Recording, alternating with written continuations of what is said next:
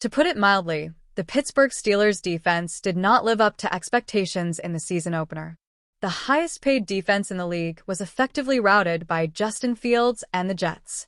Only Aaron Rodgers' crisp play bailed them out on the scoreboard. Steelers fans are understandably frustrated to see the defense give up 32 points to a team that averaged just 19.9 points per game a season ago to prop up a 6-10 record.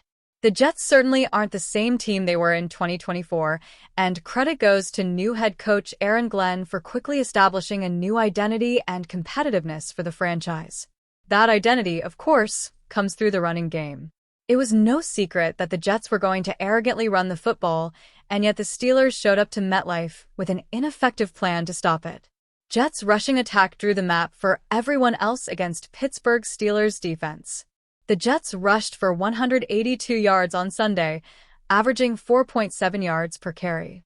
Most of that came via Breece Hall, who eclipsed the 100-yard mark on the day, primarily running to just one side, the left side.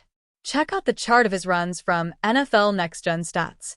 Either the Jets were avoiding their weakness on the right side of their offensive line, which included a backup right guard and rookie right tackle, while avoiding the Steelers' strength, TJ Watt, or they exploited a weakness in the Steelers' defensive front while favoring their strengths on the left side.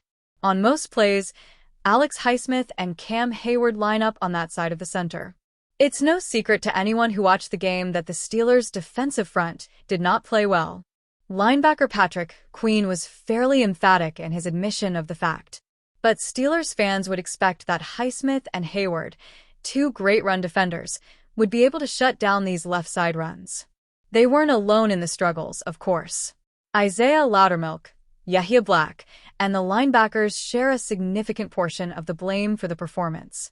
Excluding Monday night, the Steelers allowed the fourth most rushing yards in Week 1. The Steelers were sixth in run defense last year. It's inexplicable that a team that only made upgrades on defense would see such a decline over the offseason. It's an issue the Steelers cannot afford to allow to persist. Case in point, the Baltimore Ravens racked up 238 yards on the ground on Sunday night. While Pittsburgh has quite the wait until they face Lamar Jackson and company, after watching the Steelers earlier in the day, the impending doom of facing the Ravens' rushing attack was all Steelers fans could imagine, while Derrick Henry ran all over the Buffalo Bills until his late fumble. But it's not just Baltimore the Steelers have to worry about.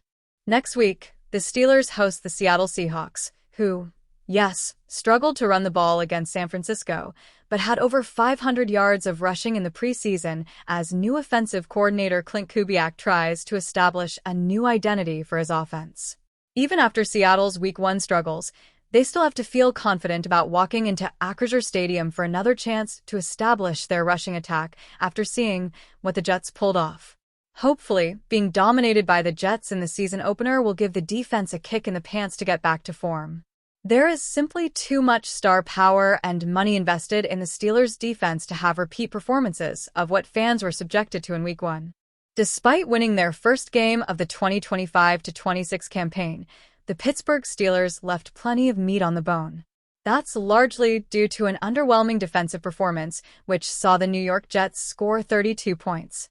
That won't cut it on most Sundays. Head coach Mike Tomlin and defensive coordinator Terrell Austin both know it. Are changes needed? In regards to game plan and overall approach, potentially. What about personnel? Many believe one piece should be seeing the field more.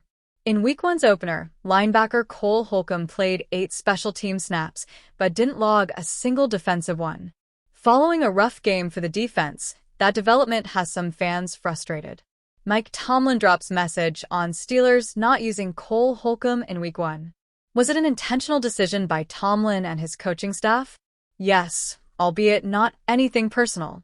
Speaking to the media on Tuesday, he explained that the Steelers were merely doing what it took to bring home the win. Tomlin didn't hold back with his response. "We're just playing to win the game," Tomlin said. "Certainly, if opportunity presents itself from a matchup standpoint, we're open to it, but we don't feel obligated for participation. This is not Little League football. We're going to assimilate a group that we think is capable of winning certain matchups in certain moments, and certainly Cole has had a good process. We're happy to have him back from injury, and I'm sure he'll get an opportunity in the not-too-distant future." The injury element is certainly valid for Holcomb. On one hand, he's a long way removed from the brutal knee ailment that made him miss all of last season. With that said, there are still physical and, perhaps more importantly, mental hurdles that players must clear after catastrophic injuries like that. Pittsburgh won't know Holcomb is ready for an increased workload until he shows it. He must first receive the snaps, though, which creates a catch. 22. This preseason may have displayed that readiness. In 82 snaps, Holcomb posted a solid 62.8 Pro Football-focused defense grade. It was a well-rounded profile for run defense, 65.2, tackling, 61.9, and coverage, 60.0, alike. That, combined with the struggles of players like Peyton Wilson, Alex Highsmith, and Patrick Queen in Week 1, contributed to the sentiment that Holcomb should be getting real reps. There's a clear hierarchy, however, that Holcomb has a clear place in. Only time will tell whether that role changes or not. Pittsburgh defense primed for Week 2 rebound against Seahawks? There isn't much sugarcoating how poor the Steelers' defense was, even in a Week 1 win. Former Pittsburgh quarterback Justin Fields had a clean performance, going 16 of 22 passing for 218 yards and a touchdown. He also ran for 2 scores. Paired with running back Breece Hall's 107 yards on 19 attempts, it was a clear recipe for success. Both Queen and Tomlin acknowledged that improvement must take place. Is Week 2 the time?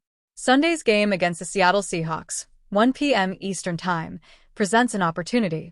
A year ago, the Geno Smith-led offense ranked 19th in EPA, per Sumer Sports. The franchise has since moved on to Sam Darnold at quarterback, but the regular season opener's results didn't inspire a ton of confidence.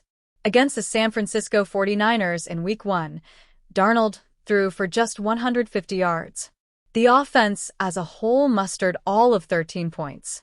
It averaged a measly 4.6 yards per play and went 3 for 10 on third down. Things for the Seahawks are clearly a work in progress following a 10-7 campaign. That should be music to the Steelers' ears, regardless of what Holcomb's role is over the weekend. If Mike Florio's sources are correct, the Pittsburgh Steelers are interested in Miami Dolphins WR Tyreek Hill. After making a blockbuster deal with the Dolphins in late June that brought over DB Jalen Ramsey and T. Jonnu Smith, the Steelers are keeping tabs on Hill as another potential playmaker.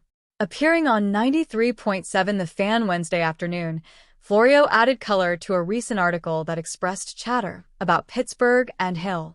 I'll give you a little nugget that made the Steelers' chatter a little more interesting to me, Florio told the fans Andrew Filipponi and Chris Mueller. The same guy who told me that Jalen Ramsey was going to be a Steeler, right when the first talk emerged of the Dolphins trading Jalen Ramsey, told me that the Steelers want Tyreek. And I scoffed when this guy first told me that the Steelers want Jalen Ramsey. And that was back in April. So, I'm taking this a little more seriously.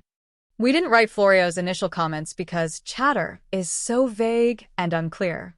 Today's comments are much more specific and sourced with an apparent positive track record. However, it's important to mention that Florio made clear his source passed those comments along before new allegations from Hill's estranged wife of domestic violence on multiple occasions. The NFL is reportedly looking into the matter. Catching 4 passes for 40 passes, Hill's Dolphins were rocked in Week 1, and more losses will turn the team into a seller by the trade deadline. Returning to the Kansas City Chiefs are easy dots to connect, but Hill carries a $10 million base salary while the Chiefs currently have just over $2 million in cap space.